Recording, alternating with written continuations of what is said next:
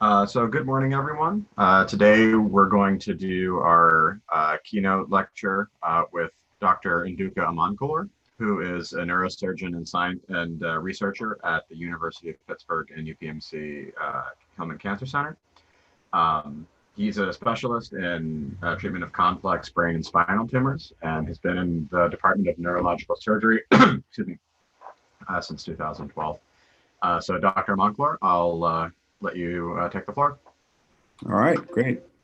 Well, thank you guys for having me. So as Solomon said, I'm one of the neurosurgical oncologists here, and so what that means is that I mostly deal with brain tumors, and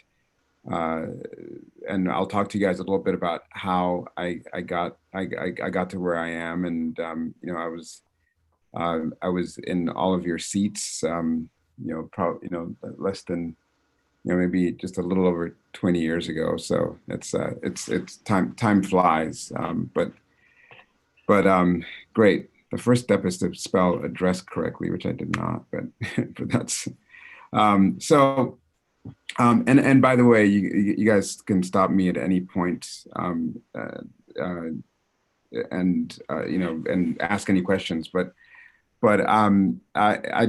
was going to give you guys just an overview of what I do, and then let you know how I got to where I am, and how my background and my history sort of affects my day to day.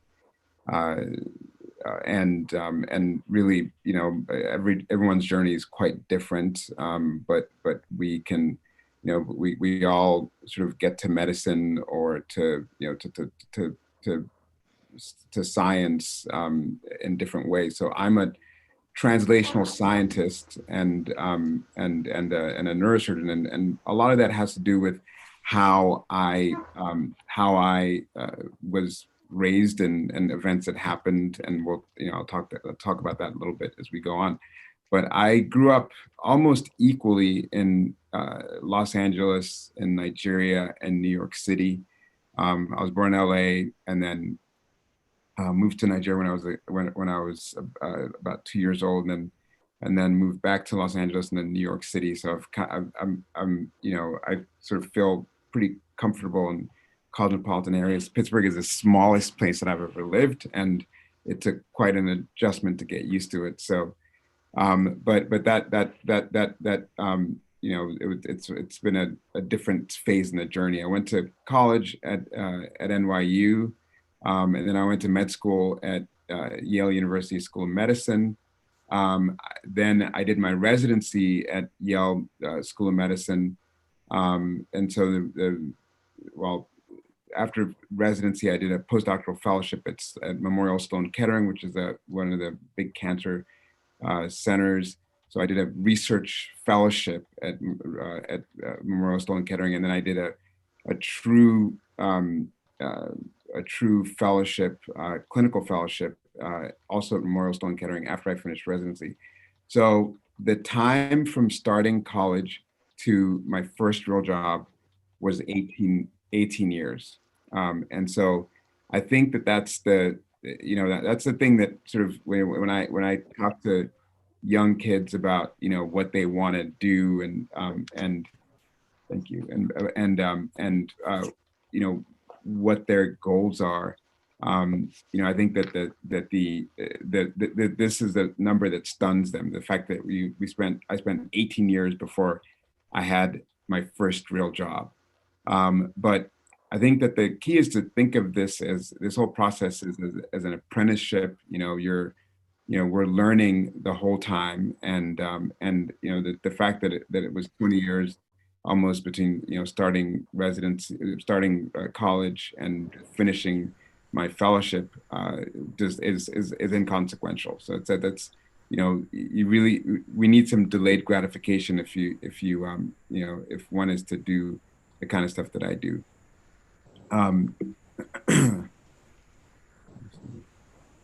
Okay, so what do I deal with? So can you guys see the top of the screen where it says Can everyone see?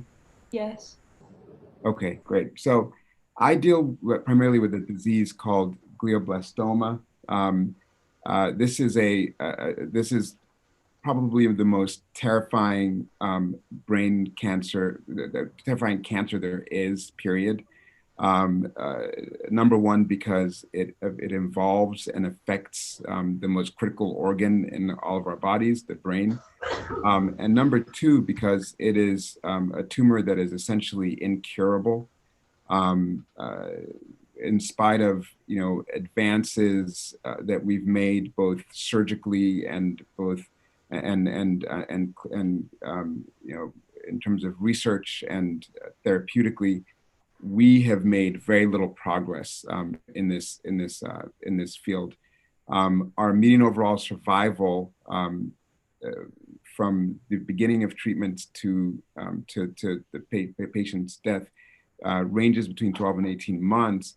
Recently, within our group, we've actually been able to stretch this out to the point where the average patient is now living over 2 years, which is a huge accomplishment. But it really, in terms of really getting that home run, it's still missing, and that is why I'm a research scientist. I mean, that's why I'm a physician scientist, because the field that I'm involved in is such that we still have a long ways to go to make sure that patients actually do well from brain tumors. So that's a critical thing. And that's, so everyone, like I said, everyone has their reason for going into their different fields, but this is why I'm a neurosurgeon scientist. So from a standpoint of pathology, when you look at this tumor, in the gross specimen, you can see on the upper right there, this tumor is a tumor that involves the white matter of the brain. So you can see how the edges of the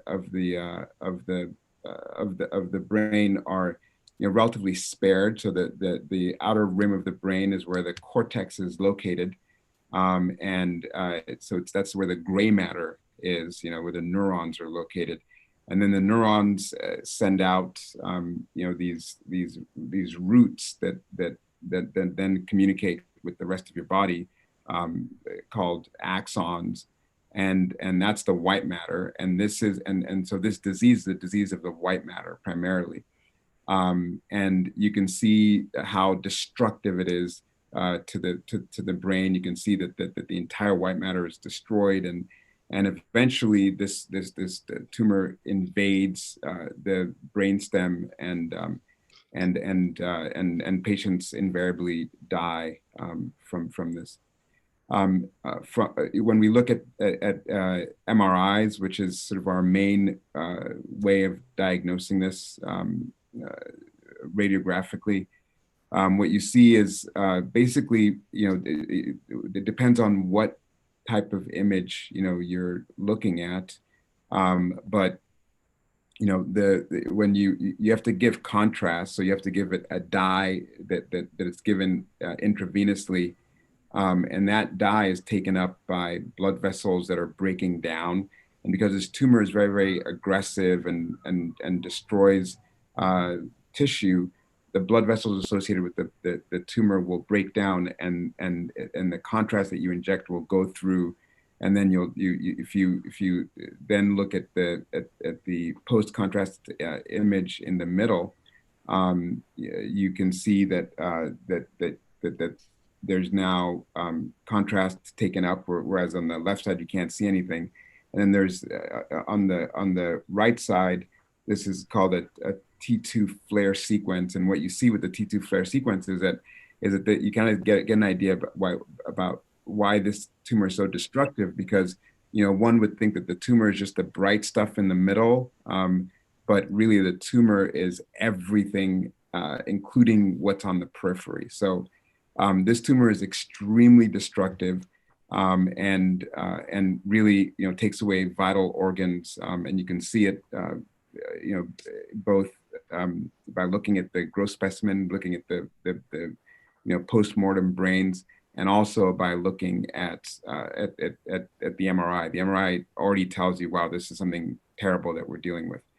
So we actually have a question from the chat from Julian. Yes. Are there other key characteristics that make this glioblastoma so fatal and separate it from other brain cancers? Yep. Or other cancers in general? Door. Yep.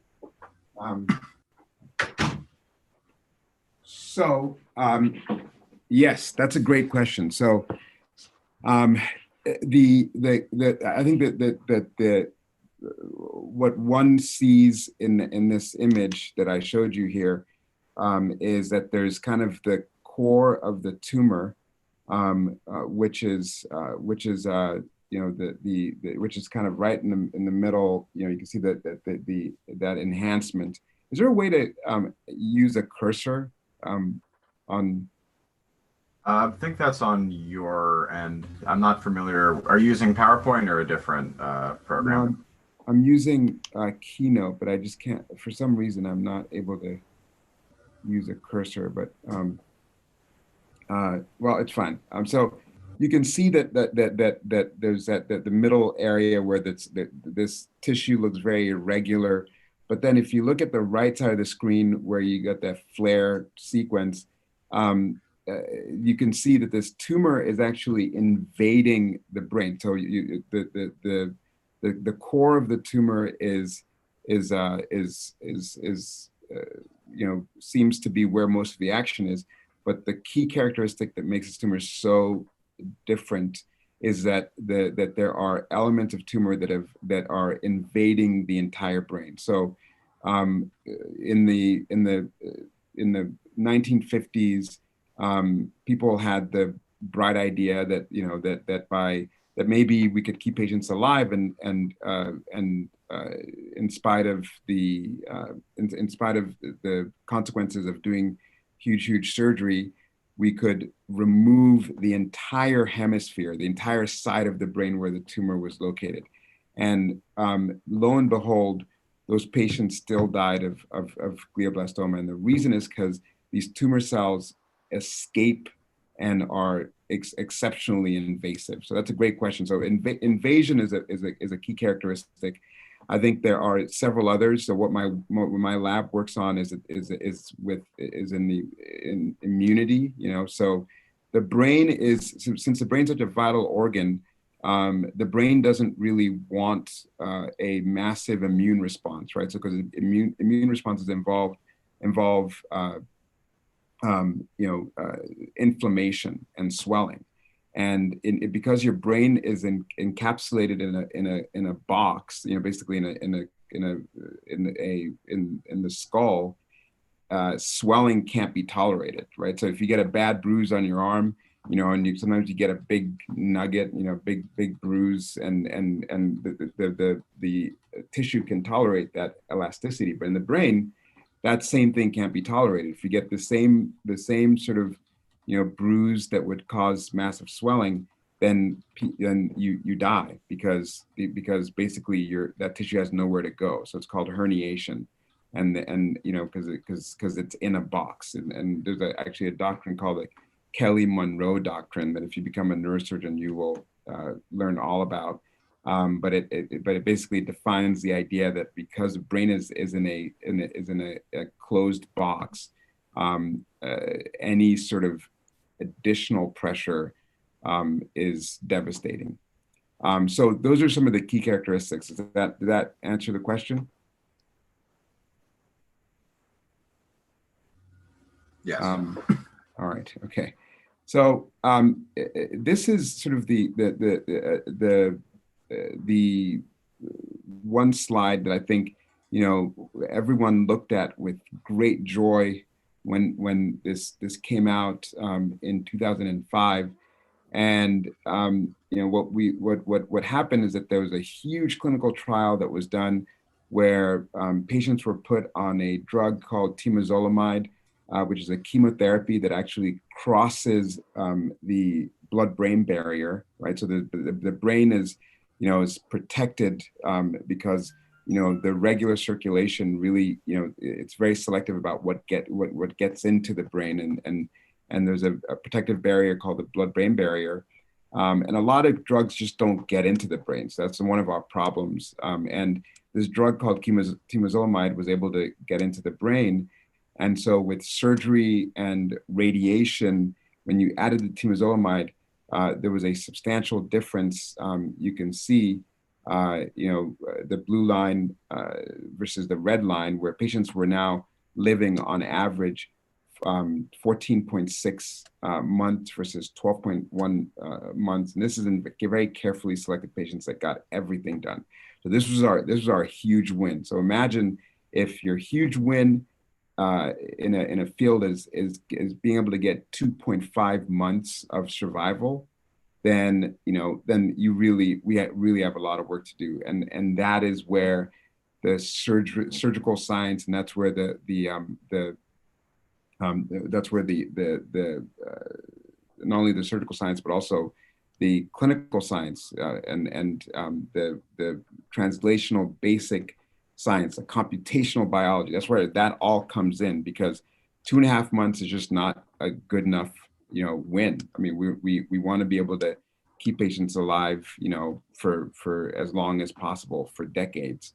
And so what I've sort of focused my career on, in terms of the translational biology that I study, is I've focused on the immune system.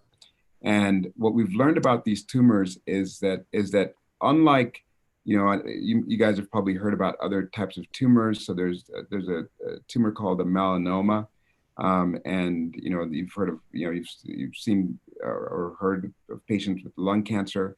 Melanoma is a skin cancer where the exposure to ultraviolet radiation is really the main source of the injuries that ultimately lead to DNA to be damaged and lead to tumors to form because of damage to genes that control proliferation of cells, so the growth of cells, or genes that stop the growth of cells. So if you delete the genes that stop the growth of cells, then you'll get growth of cells. And if you somehow even hyperactivate the cells the genes that cause the cells to grow, then you'll also get growth of cells. So melanoma is a type of tumor where UV radiation is consistently, blasting the epidermis, and basically the outer layer of skin, and because of that, you get all this DNA damage, right? And so that sounds pretty terrible, right? Because you're just like you're blasting your skin with UV radiation.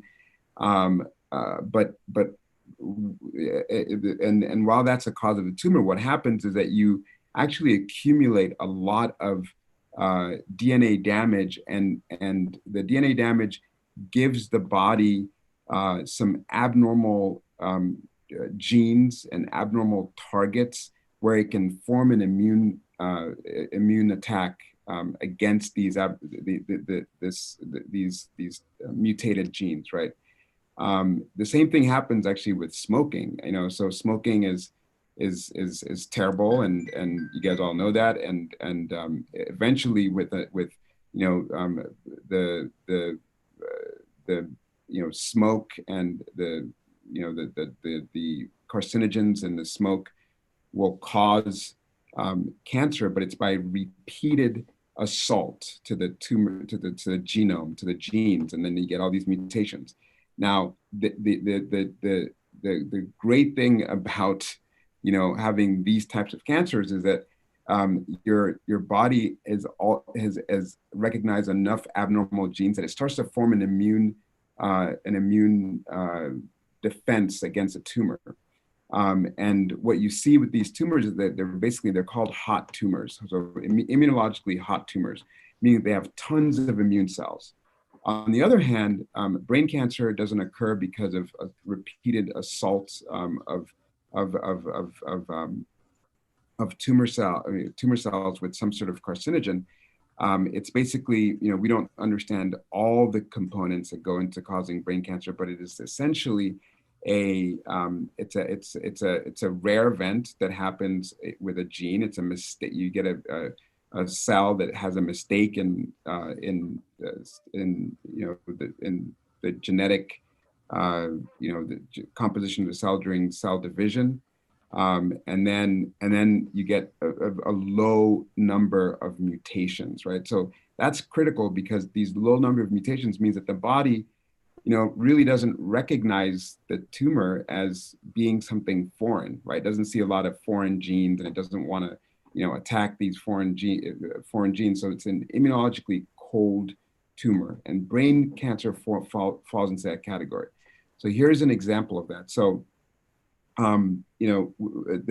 within brain cancers, we've been able to look at the whole class of primary brain cancers, primary gliomas, and what we can see is that that there's a specific type of glioma, and gliomas is a primary cancer of the brain that starts from the white matter, as I told you guys earlier. And what we can see is that when we compare that to another type of glioma called the glioblastoma, that there was something really odd about this tumor, that you went from having an immunologically cold tumor to really an immunologically ice cold, like frozen tumor. There was really nothing immune going on. And so if you look at the bottom, so the bottom left side of the screen, it shows you the number of immune cells in the tumor that does not have an IDH mutation, compared to on the other panel where it says MUT. These are IDH mutated tumors that do have a mutation, and the number of immune cells right away, you can see there are fewer immune cells. But not only that, the immune cells that are present are actually not, the immune cells that actually cause killing of tumor cells are absolutely absent in this type of tumor. So NK cells, which these are called natural killer cells. They're called killer cells because they don't really require exposure to prior antigen. They don't require exposure to an abnormal gene, or you don't have to get a memory immune response. They just they see cells that are stressed out, which most tumor cells are stressed out, and they kill those tumor cells. And that's a very important way to eradicate tumor cells in the body. But you can see that the IDH mutant gliomas do not have any NK cells. So why does this matter? Why do these NK cells matter at all? So the reason it matters is because as I told you guys, if you have a stressed out cell that has that's basically, a stressed out cell will induce all these abnormal receptors, and the receptors are an indication of stress. And then an NK cell, at the bottom right here, will recognize those ligands, on the tumor cell. And these ligands are really just a marker of stress. And because these cells are too stressed to survive, they'll kill. They'll go ahead and kill these tumor cells. So we actually have another question. Yes. From the chat, if you don't mind. Again from Julian, in what ways do the stem cell-like cells of the cold tumor resemble stem cells? I'm not sure I understand. Also, are there possibilities? That's a fantastic question. Sorry, just a quick second. That was Julian again. Okay. And then Well, Julian, also, it sounds like you need to email me wherever you are. I mean, that's a great question. Complete the question again, though, so I oh, can understand all the sure, components. sure. So there's two parts to the question. So in what ways do the stem cell-like cells of the cold tumor resemble stem cells? I'm not sure I understand. Also, Yeah, are there any possibilities of potential uses for them in the future? uses for what? Julian, Uh, maybe you can go. Maybe can you turn on your microphone and you can. Sure. Okay. So since they resemble stem cells, are there any potential uses for them, like in the future, like with research? Is there something you could do with them, like to have them serve a purpose? I'm not sure if that's possible. I'm just wondering since they resemble Yeah, stem so to have the stem cells. So is there any use of like stem-like cells therapeutically, you mean? yes, or Yeah, just okay. dealing with cancer. So that's a question that's very, very packed, and there's a lot of there's a lot of there are a lot of components of that. But this is something I actually that I think about all the time, right? So imagine when you have a fetus, right? And the fetus is has all these cells, and what you need is for those cells to survive, right? And to start to build organs, right? That's why the fetus is full of stem cells, right? So that's what the stem cells are. The stem cells are pluripotent cells, meaning that they can form all sorts of different types of cells. And so stem cells tend to be sort of blessed with special capacity to, they have special license to grow, right? Because you need to form tissue, you need to form more specialized organs. And so they have special license to grow. And that license to grow, it turns out, has a couple of different components. I mean, that's why you have all these, cancer, these growth genes, right? And the genes that stop growth. But it turns out that a lot of tumors revert to a stem-like state in order to stop itself from being recognized, right? So these tumors, these IDH mutant tumors, actually, in probably more than any tumor that we know of, they resemble stem cells, and so they have a genetic error, right, that allows them to kind of escape immunity and make them stem-like, right? So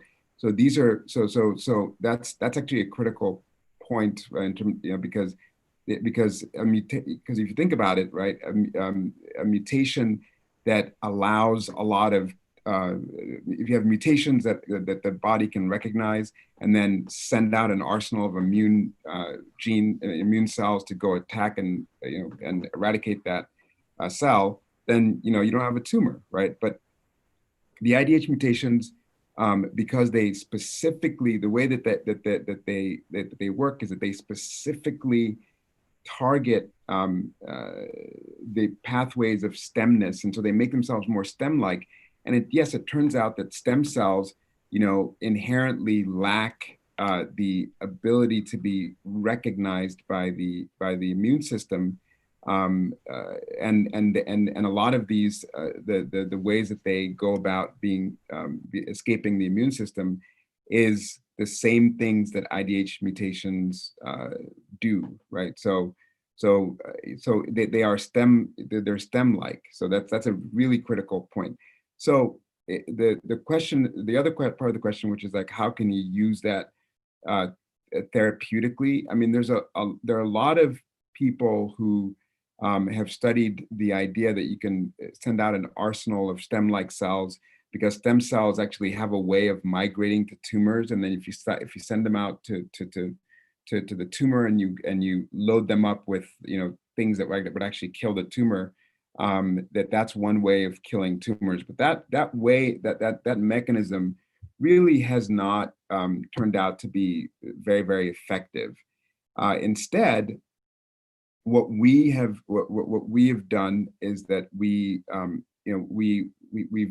been able to find some drugs that can reactivate the expression of these of stress, right? So like they can actually, even though these tumors are the tumor cells are clearly stressed, they don't have the appropriate nutritional environment to grow, but they grow anyways. And so that they exhibit stress, and so the first thing that IDH mutations do is they take away that stress response. Like they basically, even though they are stressed, they take away the external markers of stress. So it's like my favorite way to describe them is like someone committing a crime, and then just kind of like right when the police go by, they're like, there's nothing to see here, and they just kind of sit, and so that they just kind of wait for the police to pass in. So that's what these tumors do. The IDH mutations are amazing at doing that.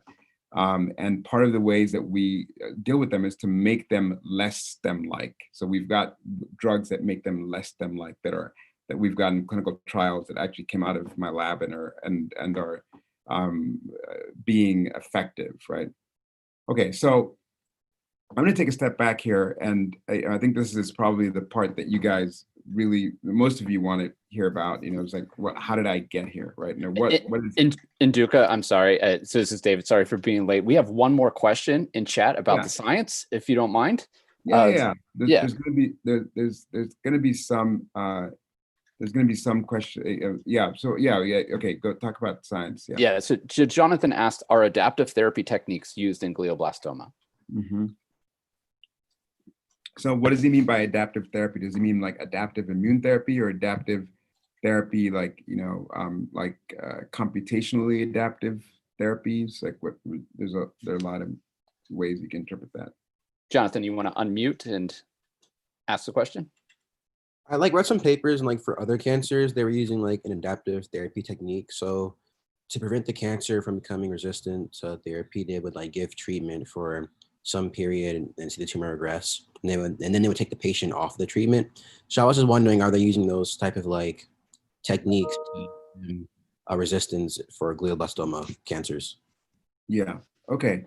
So so what so this is, you're really talking about more like computationally adaptive therapy. So basically what that means is that because you can predict the way that tumors develop resistance mechanisms, you can in some types of cancers, you can actually stop the treatment before resistance develops, and then use a different kind of therapy, that will keep the tumor at bay, and then you can basically always stay one step ahead of the tumor because you know the mutations that are occurring that allow it to develop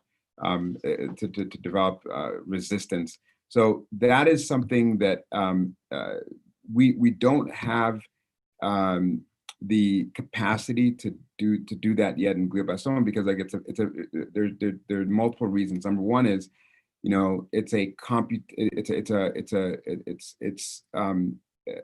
don't have the time, right? So because patients are gonna die in 3 to 4 months if you don't do anything, right? So we don't have the time to really say, okay, well, let's kind of take this patient off a drug before they develop resistance, and then because we don't have a lot of options, right?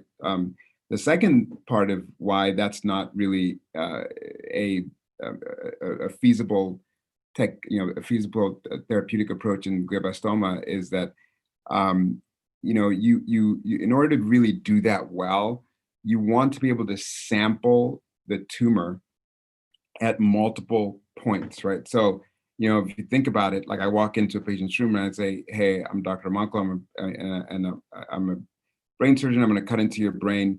I'm going to take out this tumor. And they're like, okay, well, that sounds really scary, but sure, we can do this. And they basically they want to do it once, right? So in order to really use an adaptive therapy, you want to know like what is actually happening in real time in these tumors. And so that's where the computational techniques that will allow us to identify mutations non-invasively will really be helpful for what you're talking about, because then you can essentially predict, preemptively predict what the mutations that will occur are, and you can predict what drugs to use. But you have to have an arsenal of drugs, and you have to have the computational capacity, and then you have to have the ability to really non-invasively capture these mutations. So a lot of people are working on all those different components, but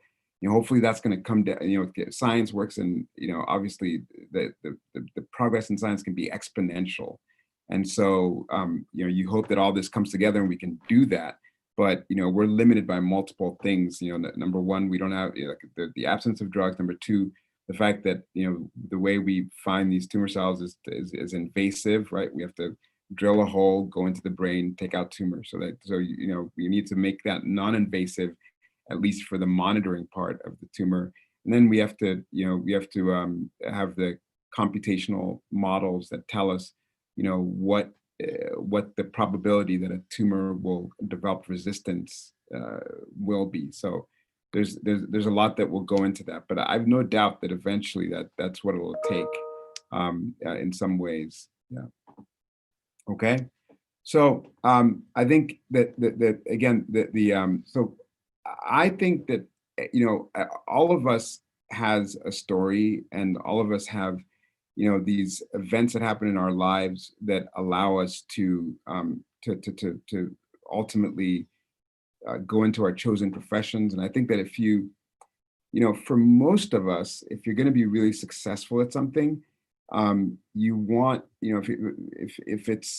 if your work is going to be sort of your life, which I don't recommend for everyone, right?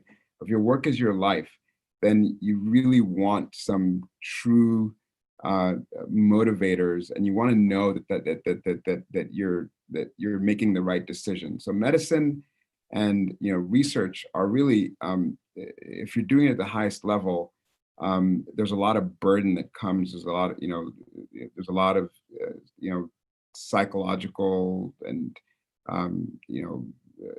psychological, physical burden of doing things at the highest level. And so I've been able to go back and sort of deconstruct why I went into the field that I did, and why it is that I can actually withstand some of those psychological and physical traumatic components of doing this day in and day out and working at the highest level. The first story I like to tell is the story of the motorcyclist. So, when I was about 6 years old, I remember we were living in Nigeria. We'd moved back from the US back to Nigeria.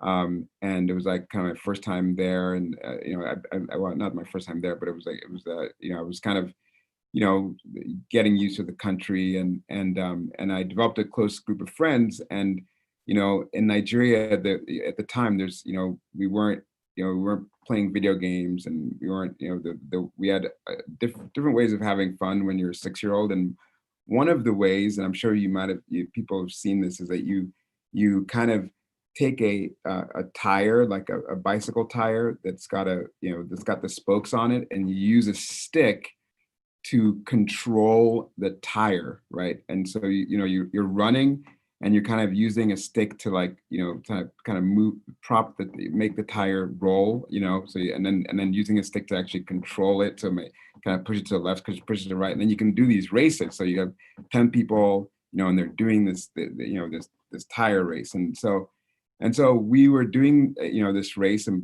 we did it on a street that wasn't like a super busy street, but cars could be on that street. And one of the people that I was with, his tire kind of he lost control of his tire, and his tire started rolling, and then a motorcyclist was coming and didn't see the tire and actually crashed into the tire and was, you know, was hurt. He was not, you know, he wasn't unconscious. You know, luckily there wasn't a, like major trauma. But when that happened, every single person that was in my group decided that they were like, they just ran off. They just like, they left, right?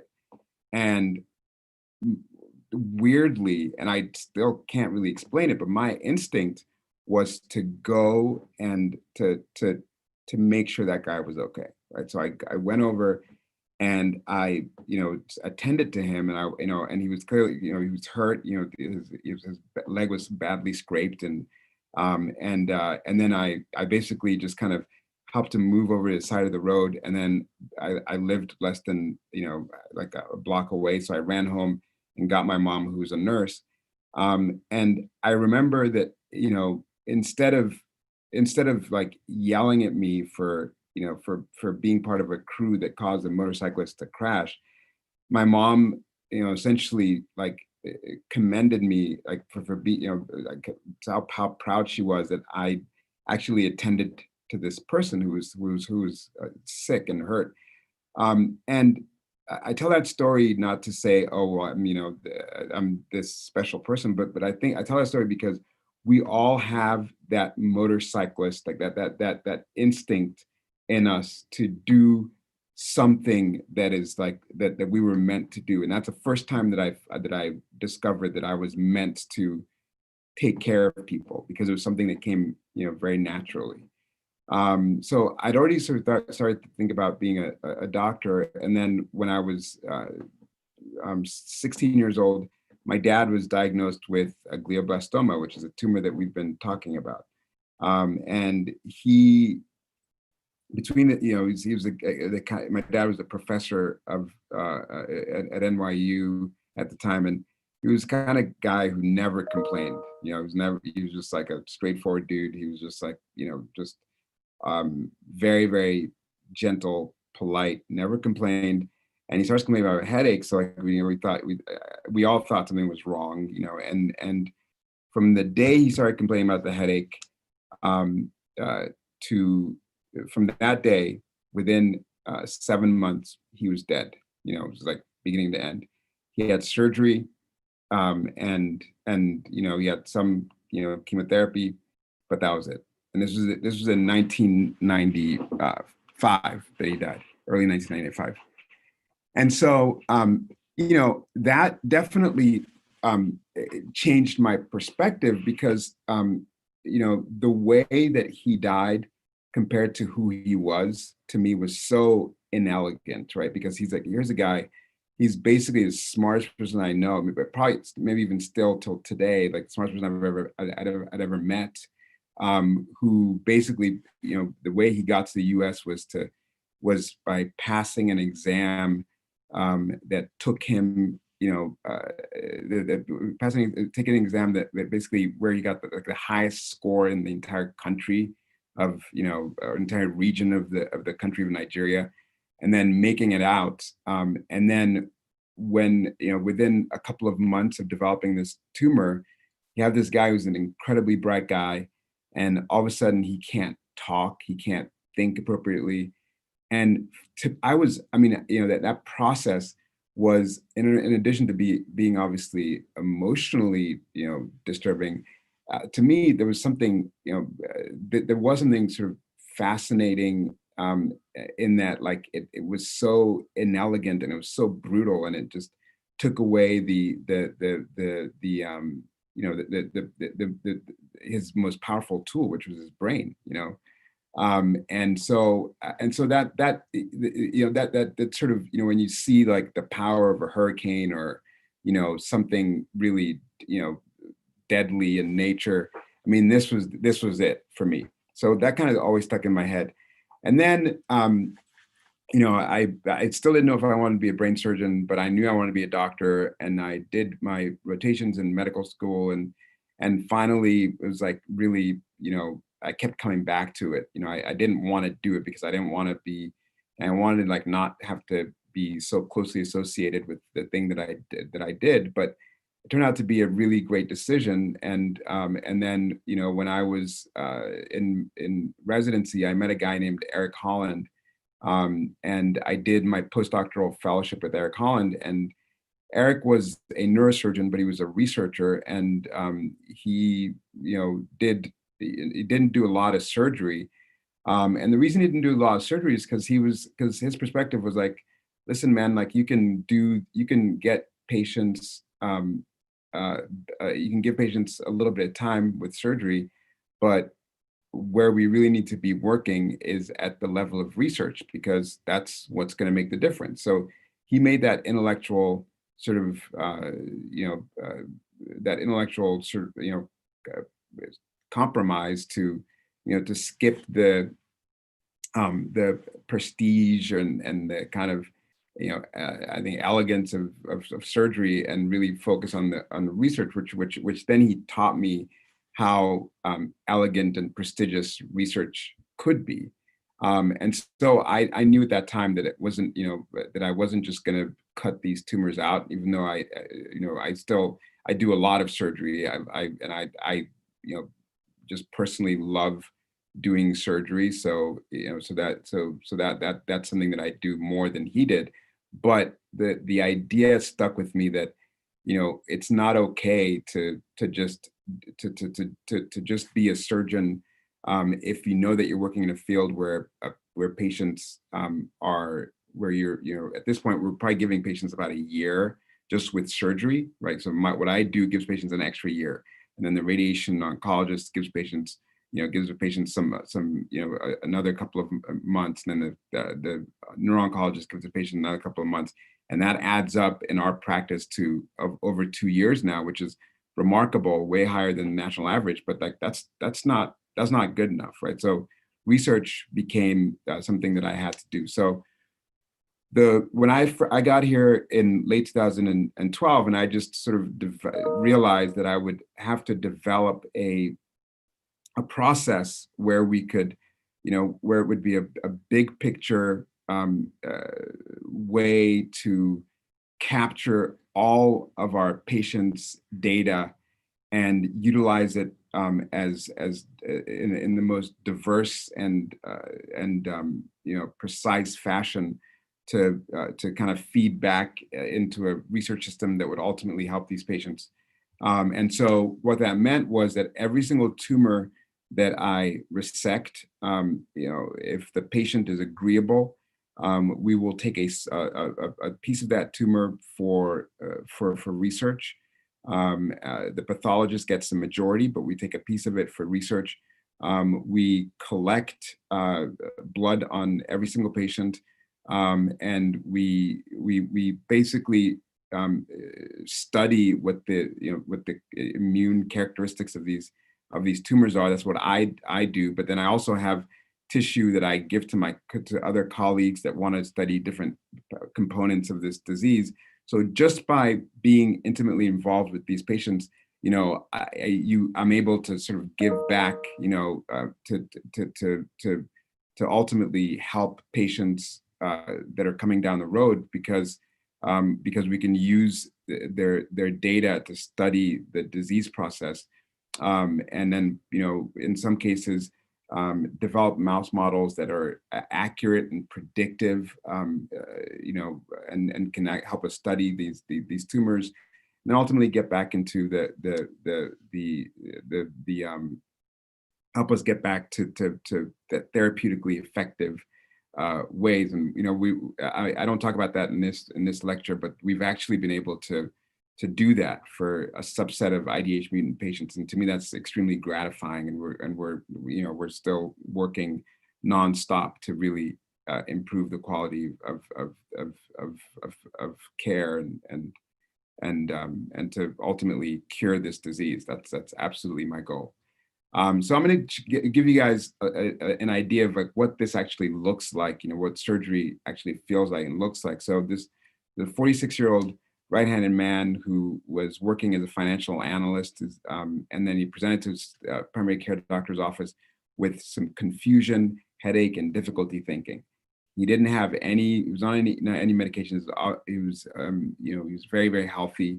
And in his neurological exam, he was awake. He knew where he was, and he knew who he was, but he didn't know what time it was or what the date was. He had difficulty talking, so he could actually speak, but he couldn't really understand perfectly what people were saying. So, you know, he would just sort of speak a little bit of gibberish back to you. So if he said, you know, what did you do yesterday? He might say like, I went today, but, you know, maybe if I didn't know why, you know, like literally like that. So that's called well, actually, no, that's what, sorry, he had an expressive dysphagia, which actually meant that he could understand everything that you were saying, but he couldn't actually precisely talk. So it's like the opposite, where, you know, he understands everything, but he, you know, but if you say, you know, where are you going? And you might say like, go home or something, you know, he wouldn't be able to say it, you know, precisely. So this is what his tumor looked like. So this is the top image is an MRI with contrast that shows this abnormality. So if you look on the top image on the right side of the screen, you see these like these kind of whitish areas with the dark parts in between. And this is a very, very, I mean, I think you can just see, just looking at it, it's a very ugly tumor. And this is a glioblastoma. And this is a tumor that, you know, most people would have just biopsied. They would just, you know, biopsy the patient, and then they would treat them with chemotherapy and radiation. And this guy, based on this kind of tumor, probably, you know, would have, you know, way less than a year. I mean, he maybe would have like 5 months or something. But essentially what we did is we have all these, the great thing about neurosurgery is that there are all these technological tools that allow us to figure out exactly, you know, what's going on in the brain. So this is called, the bottom shows you something called a magnetoencephalogram, which basically is a process that uses the magnetic impulses that are generated by the neurons to identify where function is happening, right? So there's the bottom left showed that the bright area towards the top there is called Broca's area, and that's the area that controls expression of language. And then the bottom, the right side, the bottom right panel, the super bright area is called Wernicke's area, and that's the area that helps really identify, helps manage language perception and language comprehension. So what we could see is that this tumor was really, even though it was really, really close to these areas, the tumor had pushed the Broca's area and Wernicke's area back. And so, because we had all this technology that allowed us to identify exactly what we were going to do, we were able to do something called an awake craniotomy, right? So the patient is awake, and this is an example, you know, and we fixate the head in this skull clamp, and block every single every single major nerve, sensory nerve fiber that goes to the head, and then that makes it so that the patients, this patient might, even though this looks like extremely painful, they're not in any pain, and then we give them some medication to kind of keep them comfortable in general, and then we do the surgery, and so in order to do it, we get to use all these incredible tools. So so we used, for this particular patient, we use cortical mapping, so we can stimulate the brain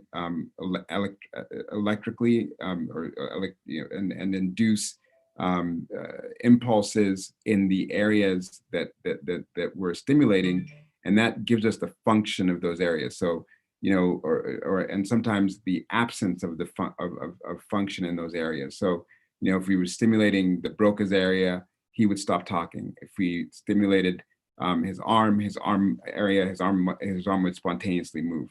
And so we use that. We use intraoperative ultrasound, which you can see the kind of on the right side, the top panel, you can see this this irregular kind of bright area, and that's the tumor. So and in some cases we will use intraoperative MRI.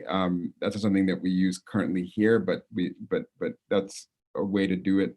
There's functional imaging that I showed you before, which you can do either with MRI, functional MRI, or this technique called an MEG that I showed you, that identifies via blood flow or via magnetic impulses where function is located.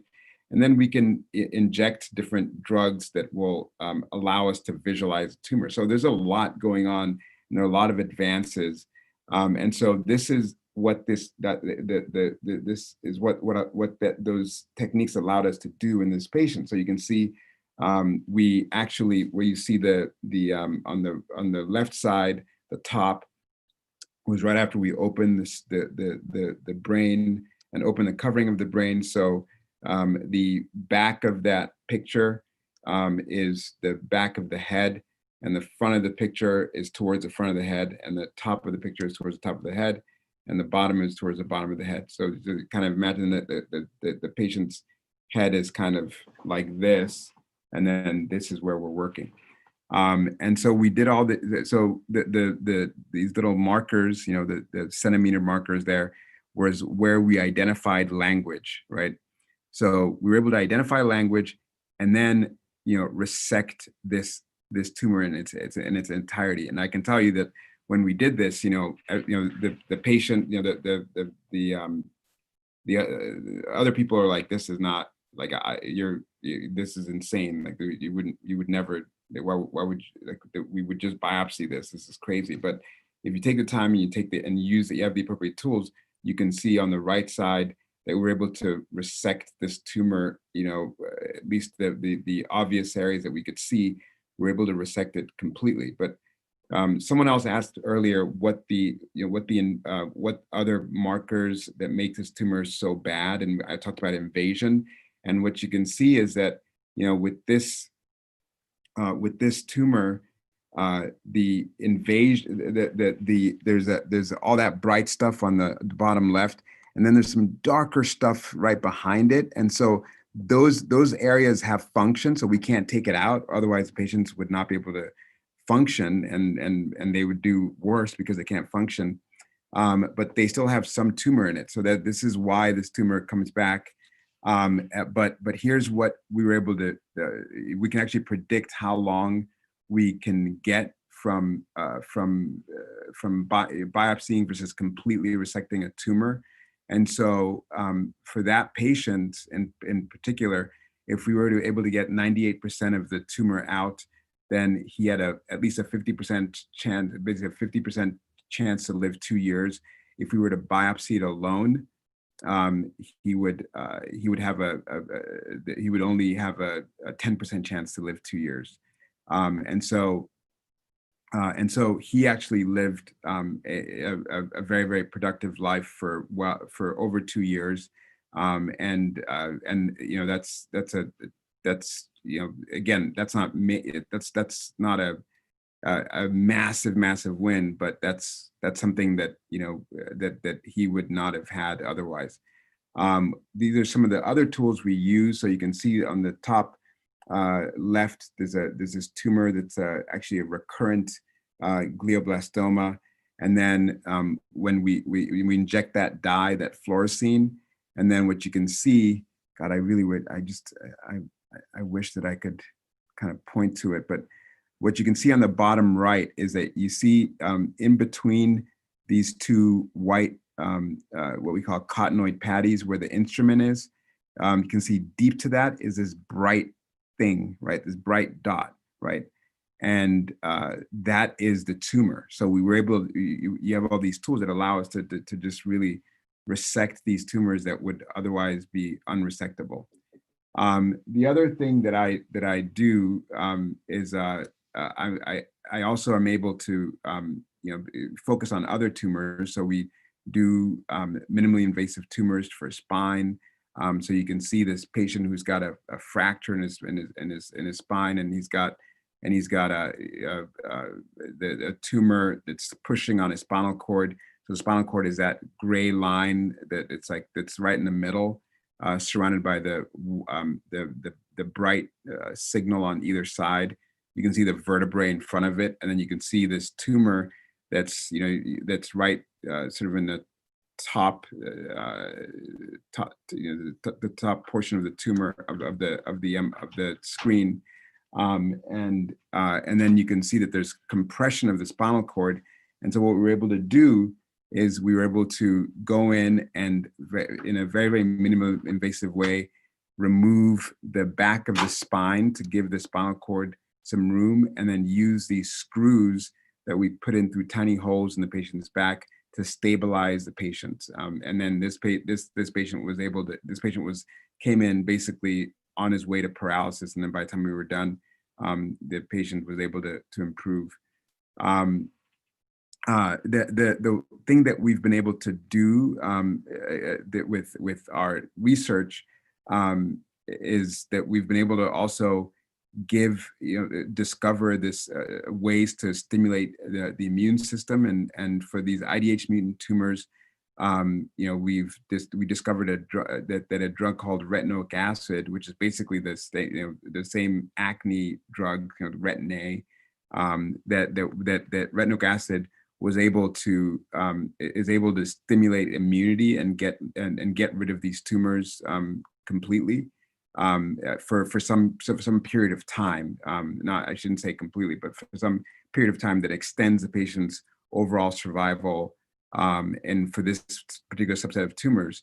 And so this was something that we actually, it's cool that you guys are all doing computational biology projects, because the way that I built my lab was that I basically looked at a computational data set of gene expression. And I knew I wanted to work on immunity, and I basically looked at different immune signals that were driving these different types of gliomas. And so we discovered that that the immune signals that were driving immune escape in IDH mutant tumors were related to retinoic acid. This has been a project that's that we it took us 5 years from beginning to end to really prove that, but in those 5 years we've been able to actually get this drug to some patients, and now we're planning a major trial to show that it's efficacious.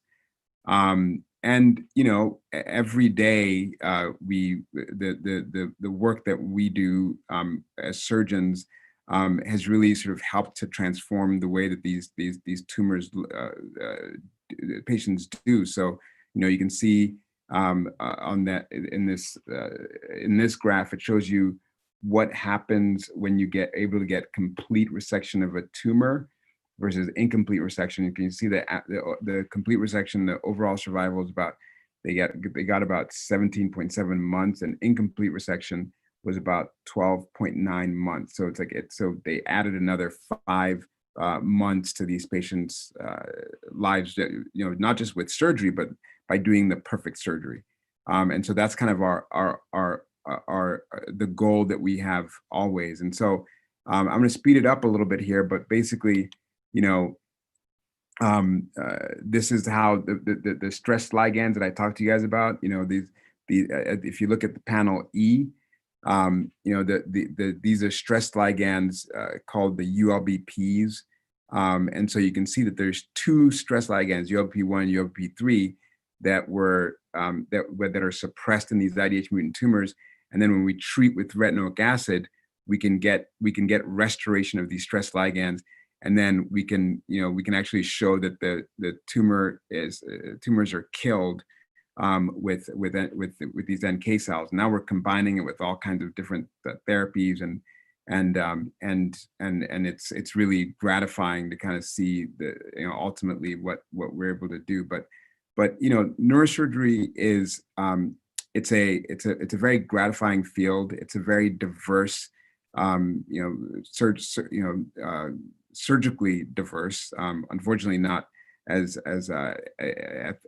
ethnically diverse as one would want, but you know, but we are working on that.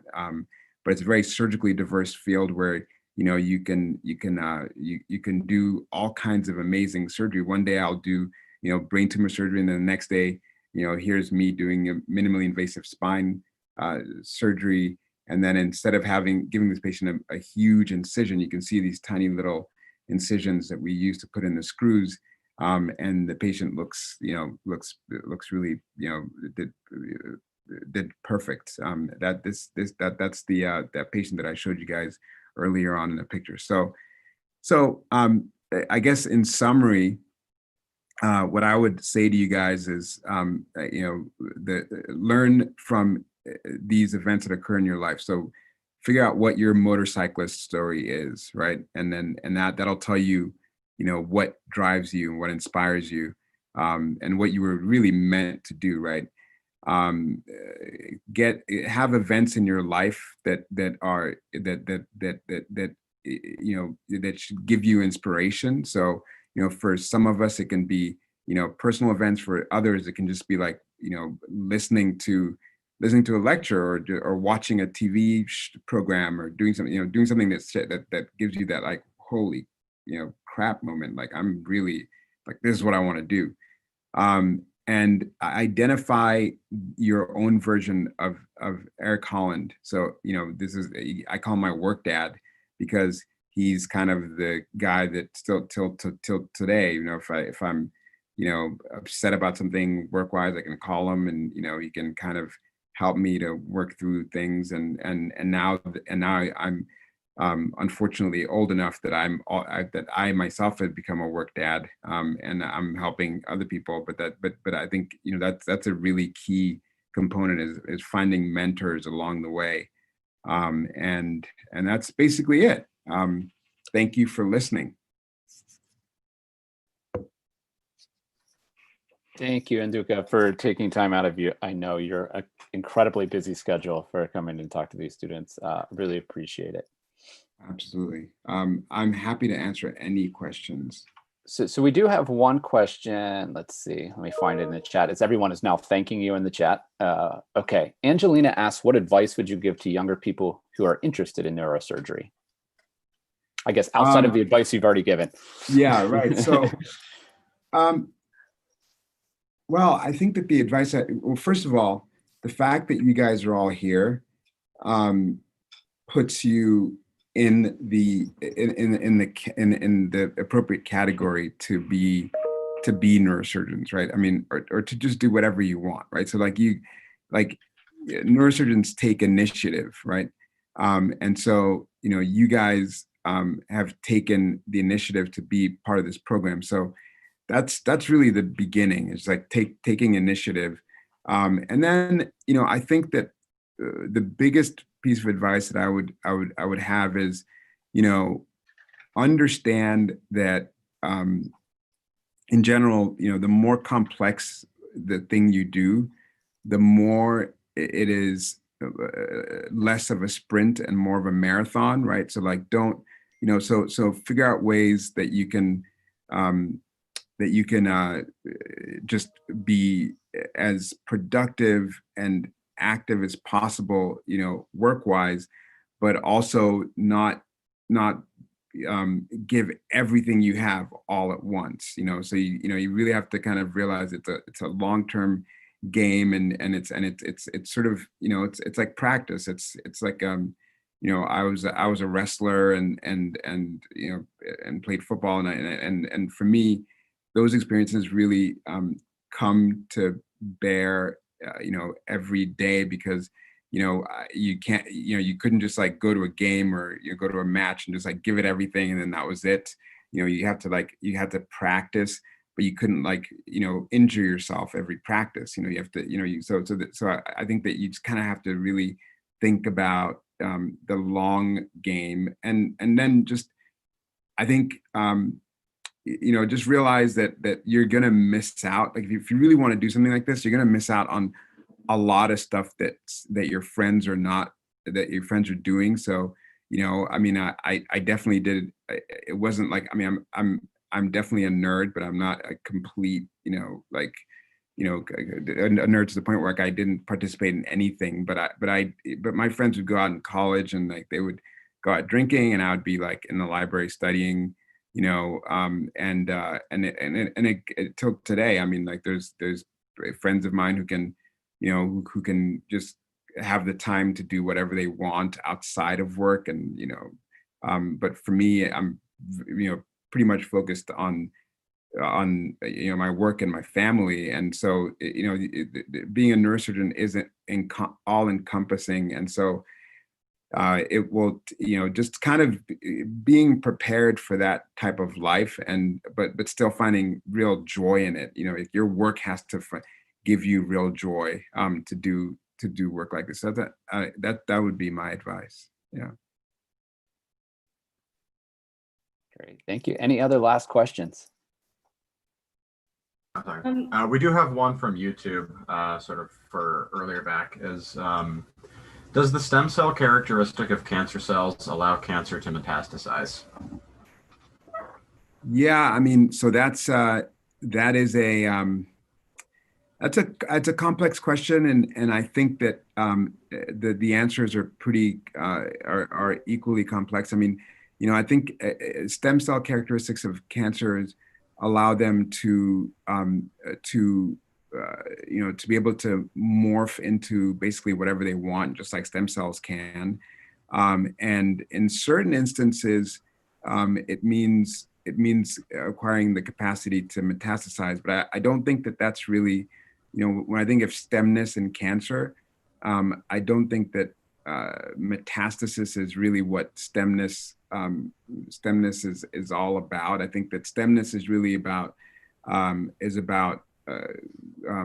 specifically about the capacity to grow, allow cells to grow and to evade immunity, right? So stemness is really the cancer's attempt to be like, I'm your, I'm like a part of you, and I'm like the oldest part of you. I'm like the part of you that you don't want to get rid of. That's what I think that's what stemness means in the context of cancer. But it can certainly, that ultimately can contribute to metastasis. But I think that metastasis is really about, acquiring specific mutations that then allows the cancer to be able to thrive in different environments, and so that's it's kind of related to stemness, because stemness is what kind of keeps the cancer alive, but it is not, I don't think that's a goal of stemness in cancer. Another one from YouTube. Can the biopsies of the tumor help towards finding a cure or treatment, or to increase survival time of the diagnosed patients? Can the biopsy of the tumor, yeah, so the biopsies are critical. I don't know if the person means biopsy post resection, so like when the tumors recur, but either way, what a biopsy does is that it gives you a piece of tissue that you can analyze, and that the analysis of that tissue is very, very complex. Now it used to be that you take a biopsy and then all you did was look under the microscope, and then see what kind of cells were there and what the architecture of the tumor was, and then you could say, oh, you have a tumor, or you have the tumor and the tumor looks like it's from the lung. But now the biopsy, that's like the most basic part, and that's what pathologists do, and that's pathologists are really kind of critical members of this enterprise, because they look at the architecture, they look at this type of cells, But then now they've been able to incorporate all of these advanced genetic and genomic pathways and processes into discovering what this is. So sometimes the pathology will be the biopsy will be able to tell you not only is this a brain tumor, and not only is it a brain tumor that is a glioma,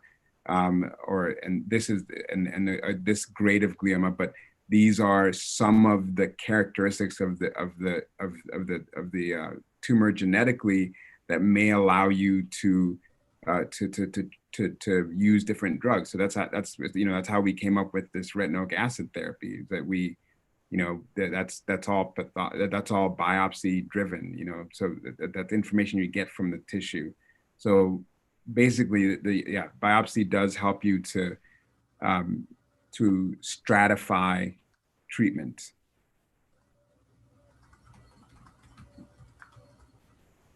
I have a question. So why was the fact that the patient was awake, the financial analyst, why was that so beneficial for the craniotomy?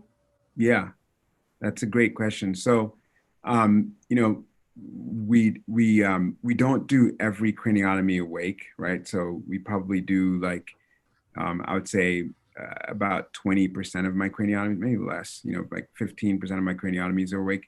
And the awake craniotomy, the advantage of a awake tumor is that it allows you to monitor and identify functional areas of brain while doing the tumor, right? So we have all these different tools that I showed you, right? Like functional MRI and that magnetoencephalography that allows you to say, oh, well, this is where motor is likely to be. This is where language expression is likely to be. This is where sensation is likely to be. But these pathways, the non-invasive methods really don't. They're not 100% foolproof. So a lot of what happens is the ability to, when you do a surgery awake, is the ability to, number one, validate that your preoperative planning was accurate, but more importantly, all of the non-invasive ways that we have to do to identify tumors, they really at least to identify function, it really tells us what the function is at the surface of the brain, right? And if you think about it, where these tumors go into the brain, these tumors are white matter. So they're sort of the roots, and where the roots are heading, right, it's not completely clear just by these preoperative non-invasive ways of marking these tumors. Or of identifying function. So doing it awake really allows you to monitor function the whole time, and sometimes so instead if you were to just go in and just take out a whole tumor and take everything out you saw, there would be serious neurological deficits in tumors that are close to what we call eloquent cortex, or meaning in functionally important areas. So that's the benefit of doing it awake. So I'm a huge proponent of doing it awake, and there's some people that are not as much proponents of that, but for me that is absolutely the right way to do a lot of these tumors.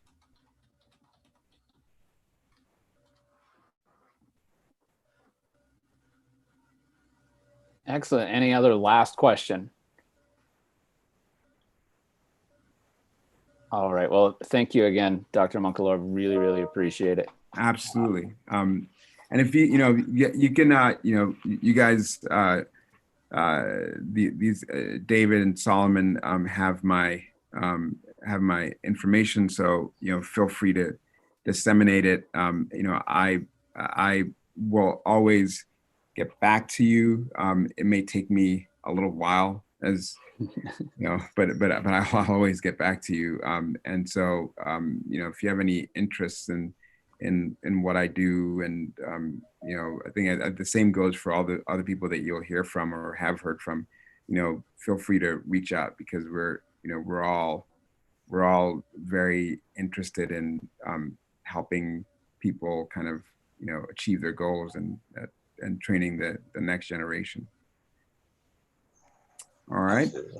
All right. Take care. Bye, All right, everyone. guys.